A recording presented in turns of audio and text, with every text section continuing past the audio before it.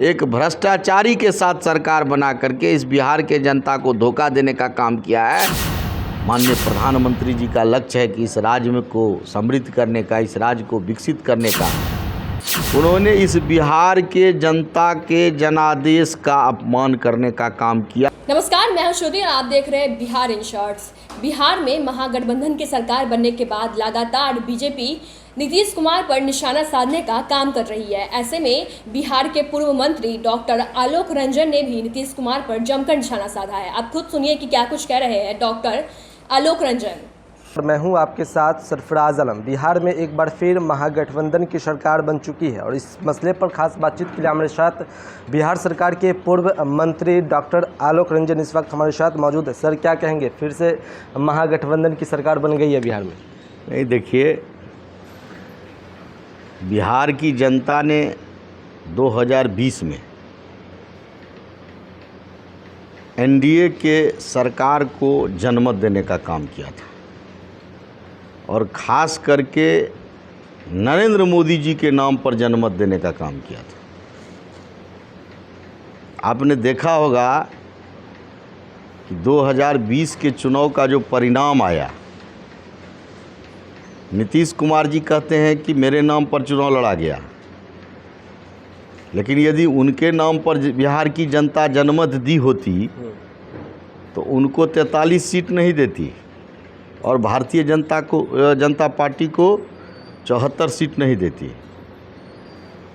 चूँकि बिहार की जनता ने आदरणीय नरेंद्र मोदी जी के नाम पर, जब नरेंद्र मोदी जी बिहार के सभी जगह घूमना शुरू किए, जब यह रिपोर्ट आने लगा कि नीतीश कुमार जी के विरुद्ध जनता का आक्रोश है, नीतीश कुमार जी के विरुद्ध एंटी इनकम्बेंसी चल रहा है, तो आदरणीय नरेंद्र मोदी जी स्वयं जिस प्रकार से घूमना शुरू किए और घूम करके इस राज्य के जनता को यह विश्वास दिलाए कि ये चुनाव आप हमको वोट दीजिए, राज्य का विकास करना हम भारतीय जनता पार्टी और एनडीए की सरकार का प्राथमिकता है, और राज्य की जनता ने उन पर विश्वास किया और एनडीए को जनमत दिया।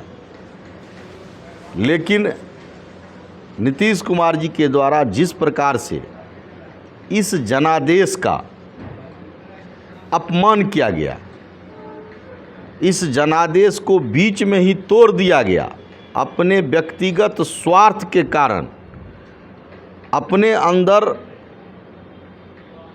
अपने प्रधानमंत्री के महत्वाकांक्षा के कारण उन्होंने इस बिहार के जनता के जनादेश का अपमान करने का काम किया, बिहार के जनता के साथ विश्वासघात करने का काम किया। दोबारा लौट करके भारतीय जनता पार्टी के साथ सरकार बनाए थे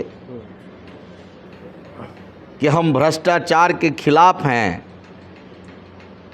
तेजस्वी जी पर भ्रष्टाचार का आरोप है, तेजस्वी जी को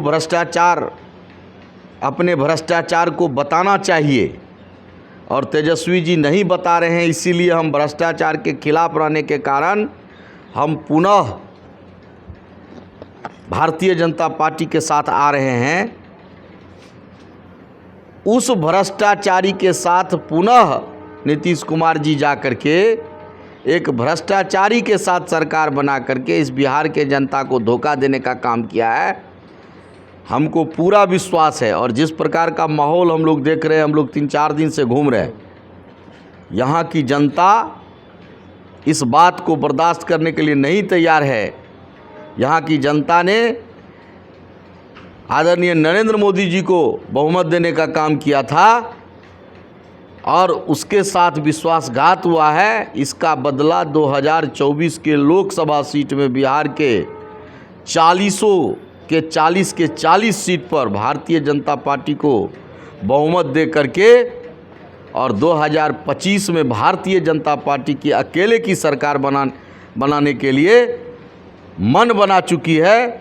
और इसका जवाब नीतीश कुमार जी को मिल जाएगा। एक बार फिर जो रोजगार का मुद्दा है वो एक बार फिर गरमा चुका है। तेजस्वी यादव जो चुनावी भाषण में रोजगार को लेकर दावे किए थे, क्या लगता है वो दावे पूरी कर पाएंगे? देखिए, तेजस्वी जी तो कहे थे कि जब हम इस राज्य में सरकार बनाएंगे तो हमारा पहला कैबिनेट 10 लाख लोगों को रोजगार देने के लिए पहला कैबिनेट में हम उसको पास करेंगे। लेकिन वो भी पलट गए, वो भी यू टर्न हो गए। अब वो कहते हैं अब हम मुख्यमंत्री के बारे में कहते हैं। अरे आप तो अब मुख्यमंत्री हैं, आप 113-14 एमएलए के साथ आप हैं, तो मुख्यमंत्री अभी कौन है बिहार में? सो हमको बताइए। नीतीश कुमार जी तो यहाँ कुछ नहीं है। तो आप तेजस्वी जी, आपने बिहार के जनता को जो वादा किया था कि हम 10 लाख रोजगार पहला कैबिनेट में देंगे, आप पहला कैबिनेट में नहीं किए। मेरा आपसे आग्रह है कि आने वाले समय में आप ज़रूर अगला जो कैबिनेट हो उसमें आप 10 लाख रोजगार की घोषणा करिए। आपने कहा था कि हम नियोजित शिक्षक को परमानेंट करेंगे, इस घोषणा को भी करिए। आपने कहा था कि राज्य के विभिन्न विभाग में जो वैकेंसी है उस सबको हम नियमित करेंगे। इन सारी बातों को आप करिए, नहीं तो फिर आने वाले समय में जनता आपको इसका जवाब देगी। जब जनता को अवसर मिलेगा 24 में तो आपको, और 25 में तो जनता इसके लिए आपको सबक सिखाएगी। तेजस्वी यादव भी आरोप लगा रहे हैं कि उनके भी शासनकाल में रोजगार नहीं मिली है। नहीं, हम लोगों तो लगातार हमारे माननीय प्रधानमंत्री जी और हमारी एनडीए की सरकार रोज़गार देने का काम कर रही है। और आप देख रहे हैं कि हम लोग जो है सो कई जितने भी विभाग हैं, आप आज क्या कठिनाई हुई।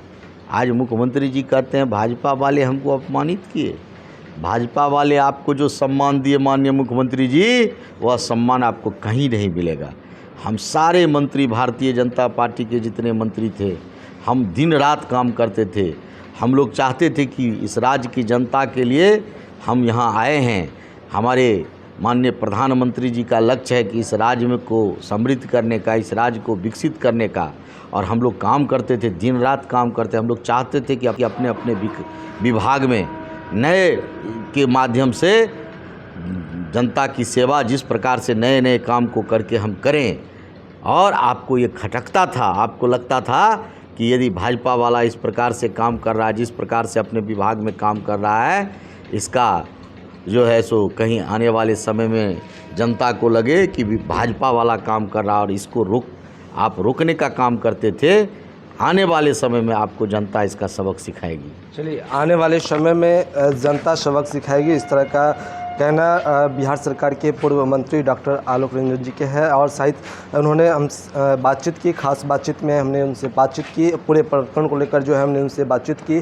कहीं ना कहीं उन्होंने महागठबंधन पर जो है उन्होंने जमकर निशाना साधा। तो आपने सुना कि कैसे आलोक रंजन कह रहे हैं कि नीतीश कुमार ने नरेंद्र मोदी के साथ विश्वासघात किया है, उन्होंने नरेंद्र मोदी को धोखा दिया है, और काफ़ी ज़्यादा आक्रोश में भी दिख रहे हैं डॉक्टर आलोक रंजन। तो आप इस खबर के क्या सोचते हैं, कमेंट करके बताएं। वीडियो यूट्यूब पे देख रहे हैं, चैनल सब्सक्राइब करें, फेसबुक पे देख रहे हैं, पेज को लाइक करें। धन्यवाद।